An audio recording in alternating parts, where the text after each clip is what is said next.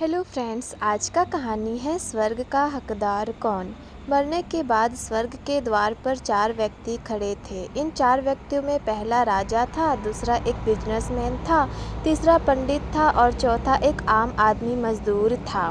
किसी को भी यह पता नहीं था कि कौन स्वर्ग के अंदर प्रवेश कर पाएगा। अब स्वर्ग का दरवाजा खुलने की राह देख रहे थे और आपस में बातें कर रहे थे। जैसे कि राजा को मरने से पहले से ही आदत थी, उसने अपनी बात सबसे पहले बताई।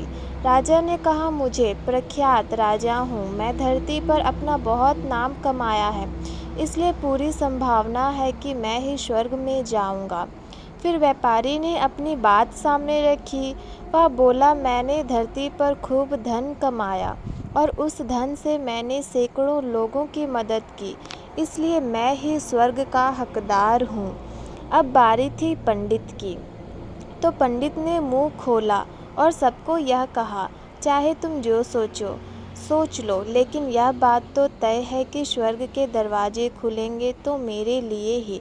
सब जानते हैं कि पंडित दिन रात भगवान को याद करते हैं, इसलिए स्वाभाविक है कि स्वर्ग में पंडित का स्वागत किया जाएगा। जब सब ने अपना अपना पक्ष रख दिया, तब सबकी नज़र उस मजदूर पर थी जो चुपचाप अपनी नज़रें नीचे झुकाए बिना कुछ बोले वहीं पर खड़ा रहा। स्वर्ग का दरवाज़ा खुला और वहाँ पर एक देवदूत आकर खड़ा हो गया। देवदूत के हाथों में एक पुस्तक थी जिसमें इन सभी के कर्मों के बारे में लिखा हुआ था।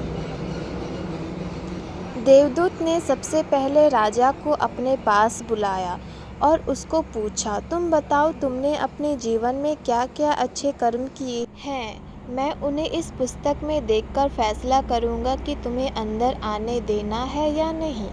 राजा ने कहा, मेरा राज्य जितना बड़ा था उतना ही समृद्धि था और मेरे राज्य के सभी लोग खुशहाल थे, सभी बड़े आनंद से रहते थे। मैंने उन्हें कभी भी किसी भी चीज़ की कमी नहीं होने दी। यही मेरे अच्छे कर्म है। देवदूत ने अपने पुस्तक में देखा और देखने के बाद राजा से कहा, तुम सच बोलते हो, तुमने अपने राज्य की प्रजा को बहुत सुखी रखा था, लेकिन तुमने अपने राज्य की सीमा बढ़ाने के लिए जितने युद्ध किए थे, उन युद्ध की वजह से हजारों सैनिकों ने अपनी जान गंवा दी थी। उन हजारों सैनिकों के परिवार के दुख का कारण तुम बने थे, इसलिए तुम स्वर्ग में नहीं आ सकते। अब बारी थी व्यापारी की। व्यापारी से जब देवदूत ने पूछा कि तुम्हारे अच्छे कर्म क्या है, तो व्यापारी ने उसने कहा, मैंने सैकड़ों लोगों को खाना खिलाया है, कोई आश्रमों में दान किया है, कई निराश्रित लोगों के लिए घर बना दिया है, यह मेरे अच्छे कर्म हैं।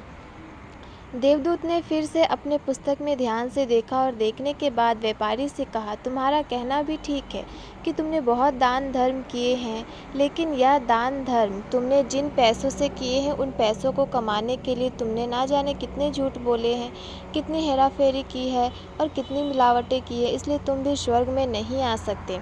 अब पंडित से यही सवाल किया गया तो पंडित ने बड़े ही आत्मविश्वास के साथ कहा, मैंने अनगिनत लोगों को ज्ञान दिया है, हजारों यज्ञ और पूजाएं की है और रात दिन भगवान को जाप किया है, इससे अच्छे कर्म और क्या ही हो सकते हैं।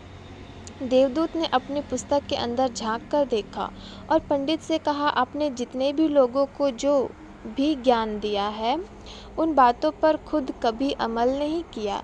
आपने यज्ञ पूजा या भगवान का नाम निस्वार्थ भाव से कभी नहीं लिया, इसलिए आपका भी स्वर्ग में आना प्रतिबंधित है। मजदूर यह सब देखकर हैरान था। वह अब तक जिन्हें महान समझता आ रहा था, उनकी व्याख्या स्वर्ग के दरवाजे पर आकर बदल गई थी। धरती पर जिन कामों को अच्छा समझा जाता था, उनका यहाँ पर कोई मूल्य नहीं था। यमदूत ने जब इस मजदूर को अपने पास बुलाया और इससे पहले कि वह उसे उसके अच्छे कर्मों के बारे में पूछता, मजदूर बोल पड़ा, प्रभु, मैं जानता हूँ कि मैं भी स्वर्ग में आने के लायक नहीं हूँ, लेकिन मैं फिर भी एक बार बाहर से ही स्वर्ग को झांक कर देखना चाहता हूँ। बस इससे ज़्यादा मेरी कोई इच्छा है ही नहीं, क्योंकि ऐसी इच्छा पालने के लिए मैंने जीवन में कुछ भी नहीं किया। मैं पूरा दिन मेहनत करता और जो भी पैसे कमाता उन्हें परिवार के पालन पोषण में खर्च कर देता। इसलिए दान धर्म के लिए कुछ बचता ही नहीं। लोगों की भला मैं क्या सेवा कर सकता, क्योंकि काम के बाद जो थोड़ा समय मिलता उसको अपने ही बूढ़े माँ बाप की सेवा में तो बिता देता। यह सब करने के बाद मैं कभी कभी मंदिर भी चला जाता और भगवान से जैसे भी मुझे दिया उस जीवन के लिए धन्यवाद कहता। देवदूत ने अपनी पुस्तक में बड़े ध्यान से देखा और थोड़ी देर देखते ही रहा। फिर उसने मजदूर से पूछा कि तुम याद करके बताओ, तुमने कभी तो कोई अच्छा काम किया होगा।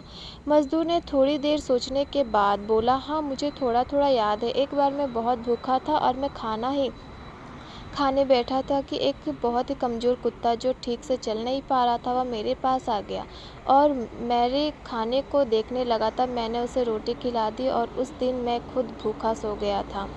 मज़दूर की बात सुनने के बाद देवदूत मुस्कुराया और मज़दूर को बड़े सम्मान से स्वर्ग के अंदर लेकर गया। दोस्तों, अच्छे कर्म लोभ मोह माया इन सब भाव में आकर नहीं किए जाते और ना ही उन्हें अच्छे कर्मों की श्रेणी में गिना जाता। निस्वार्थ भाव से किया गया एक ही अच्छा कर्म भी आपके जीवन में सारे पाप धोने की शक्ति रखता है। इसलिए जब भी मौका मिले निस्वार्थ भाव से अच्छे मन से अच्छे कर्म क्या करें। So friends, thank you for watching.